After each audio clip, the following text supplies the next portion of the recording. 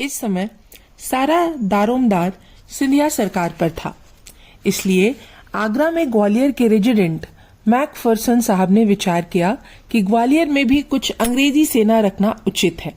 इस विचार के अनुसार उन्होंने लॉर्ड कनिंग को भी पत्र भेजा था।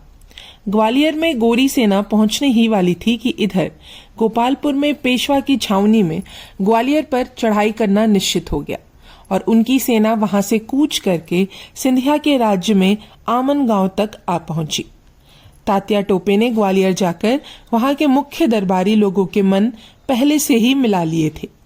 इसी कारण पेशवा की सेना के आने से किसी ने कुछ रोक टोक नहीं की।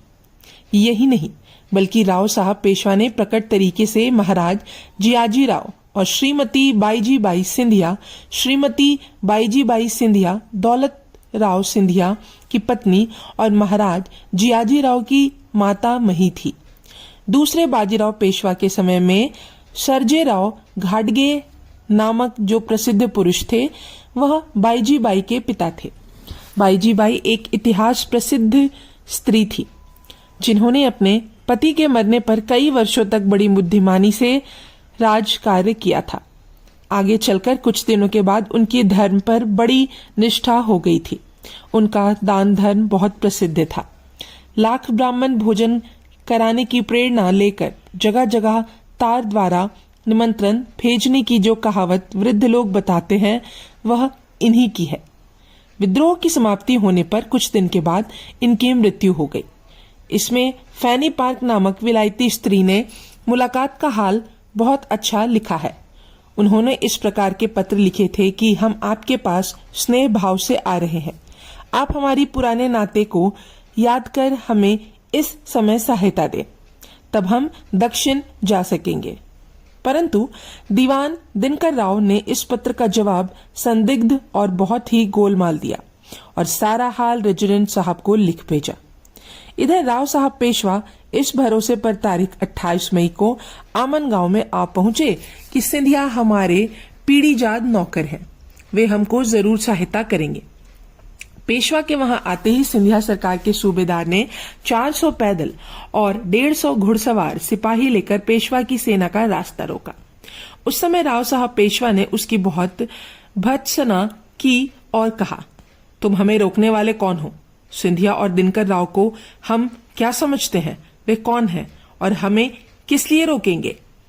हम राव पंथ प्रधान पेशवा हैं और स्वराज्य के लिए तथा स्वधर्म के लिए युद्ध करते हैं। सिंधिया के पूर्वजों ने हमारी चाकरी की है, हमने ही उन्हें राज्य दिया है। सिंधिया की सारी सेना हमसे मिली हुई है। सेना के अफसरों के हमारे पास आश्वासन पत्र आए हैं। तात्या टोपे ग्वालियर में आकर और सबसे मिलकर पहले ही सारा हाल मालूम करके ले गए हैं। अब तैयारी हो चुकी है, इसलिए हम लश्करे की ओर आ रहे हैं। हमारे साथ युद्ध करने की क्या तुम्हारी इच्छा है?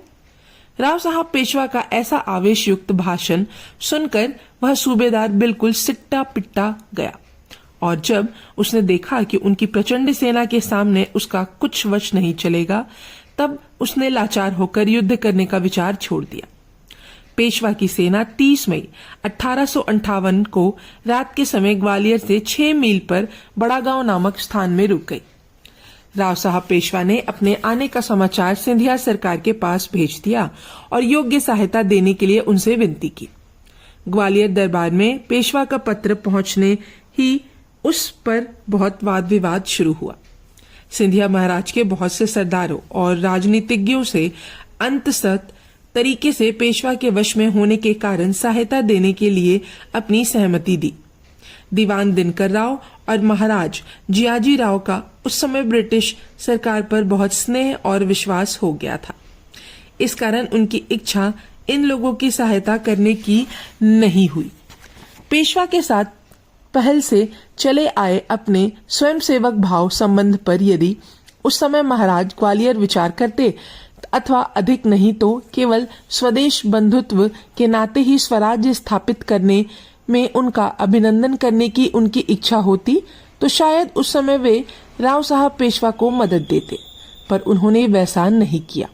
उन्होंने प्रत्यक्ष स्वराज्य संस्थापन और स्वधर्म रक्षण करने की इच्छा रखने वाले प्रतापशील पेशवा के वंशज राव साहब की विनती स्वीकार नहीं की और पर धर्मों के साथ अपनी निष्ठा का व्यवहार कायम रखकर उनकी सत्ता स्थापित होने में सहायता दी।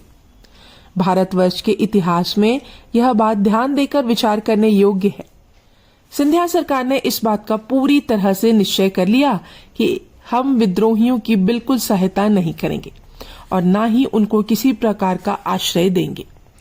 इतना ही नहीं, उन्होंने कहा कि विद्रोहियों से युद्ध करके हम उन्हें पराजित करने के लिए तैयार हैं। दीवान दिनकर राव बहुत अनुभवी और चालाक पुरुष थे।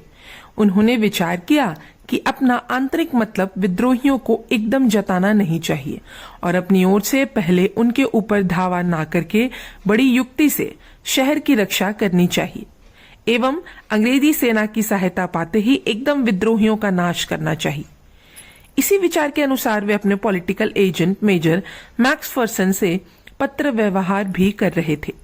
इसलिए उन्होंने सर ह्यूरोस की सेना के आने तक अपनी सारी सेना जहां की तहां बनी रखने का विचार किया और केवल थोड़ी सी चुनी हुई मराठी सेना को आगे बढ़ाकर विद्रोहियों को वहीं रोके रखने का प्रबंध किया।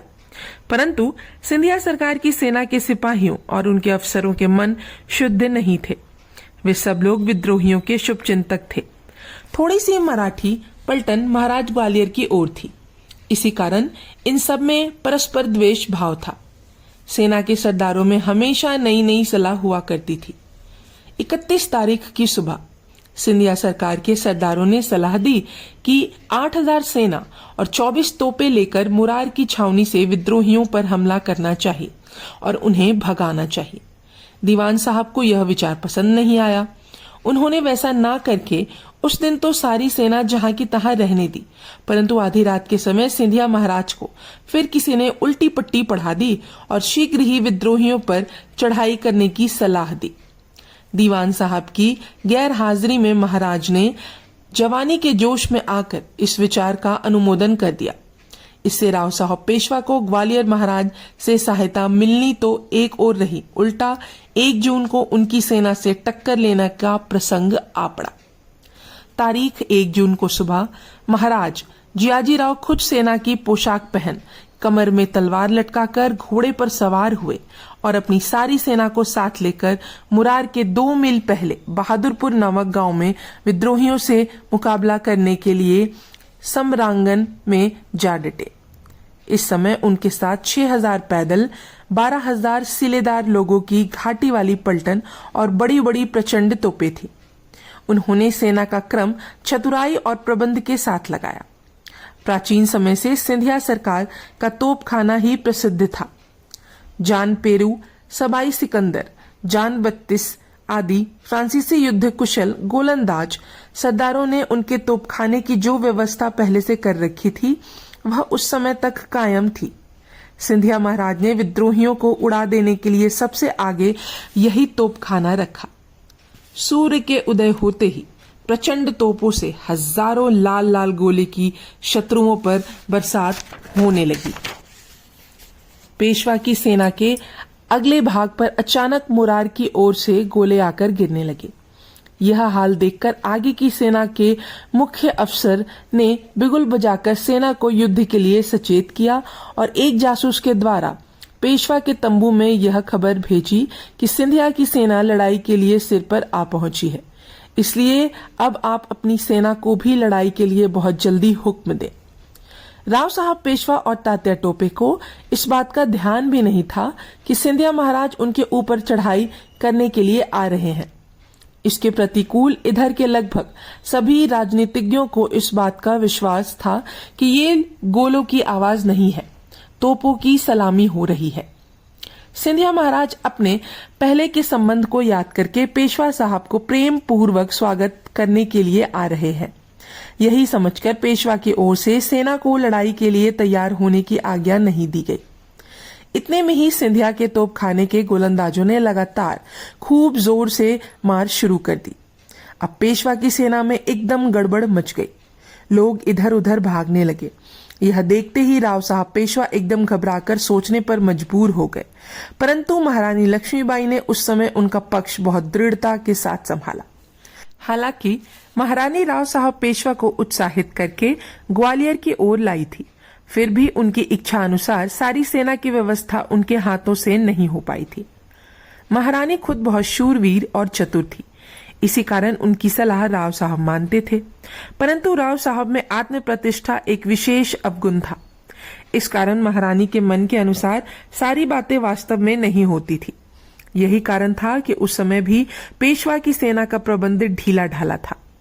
जब महारानी ने देखा कि सिंधिया सरकार की तोपों के कारण पेशवा की सेना हैरान है, तब उन्होंने बहुत आवेश के साथ अपने वहीं 200-300 घुड़सवारों को लेकर क्रोध से तड़पती हुई नागिन की तरह सिंधिया के तोपखाने पर हमला कर दिया। इधर तात्या टोपे ने भी अपनी सेना के अलग अलग भाग करके उन्हें तोपों की मार से बचाया। महारानी लक्ष्मीबाई अपने वीर और रणपटु सवारों के साथ जैसे ही सिंधिया के तोपखाने पर टूट पड़ी, वैसे ही गोलंदाज लोग तोपे छोड़कर भाग गए। सिंधिया की ओर की दूसरी सेनाएं भी तात्या टोपे और उनकी सेना को देखकर भाग गई। केवल महाराज जियाजीराव शूरता के आवेश में आकर अपनी घाटी वाली पलटन को आगे लेकर विरोधियों से युद्ध करने लगे। एक ओर एक तरुण राजकुमार और उसकी खास 1200 सिलेदार पलटन और दूसरी ओर दुर्दैव के कीचड़ में फंसी हुई एक अबला और थोड़े से उसके रणशूर सवारों का अपूर्व सामना हुआ। महाराज जियाजीराव के अंतःकरण में अंग्रेजी सरकार के प्रति बहुत आदर, बुद्धि और प्रेम था, इसलिए उनकी क्रोध की अग्नि खूब प्रज्वलित हो उठी थी।